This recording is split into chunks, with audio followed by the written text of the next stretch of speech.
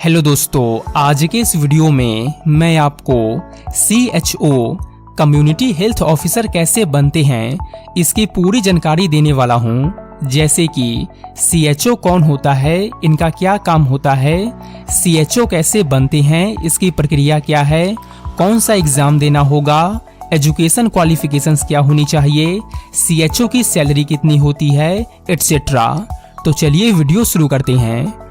तो आइए सबसे पहले जानते हैं क्या होगा, एजुकेशन क्वालिफिकेशंस क्या होनी चाहिए, CHO की सैलरी कितनी होती है, एटसेट्रा।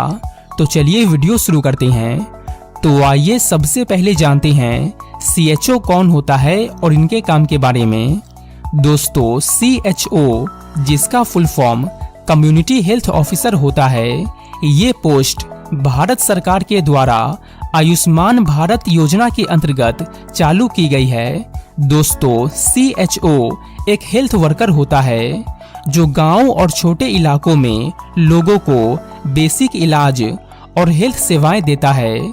सरकार ने हेल्थ एंड वेलनेस सेंटर्स के जरिए इन्हें तैनात किया है ताकि हर व्यक्ति तक इलाज पहुंच सके। CHO आम बीमारियां जैसे बुखार, खांसी, पेट दर्द, चोट लगना, इन सब का इलाज करता है।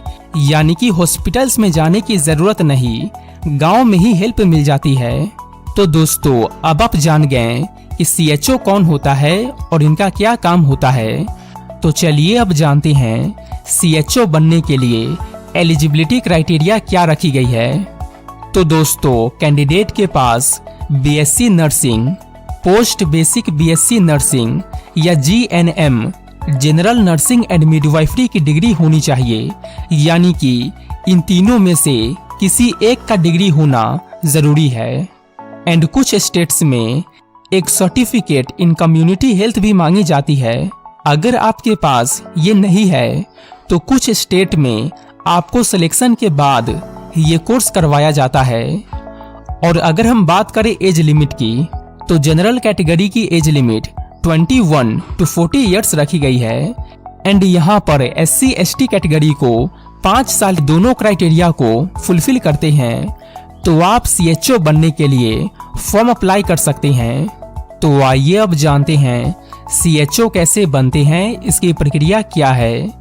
दोस्तों, हर स्टेट की NHM नेशनल हेल्थ मिशन द्वारा CHO की भर्ती निकाली जाती है। तो आपको अपने स्टेट की NHM वेबसाइट पर नजर रखनी होगी। जब भी इसकी वैकेंसी निकलेगी आपको अप्लाई करना है। इसकी वैकेंसी हर साल निकाली जाती है।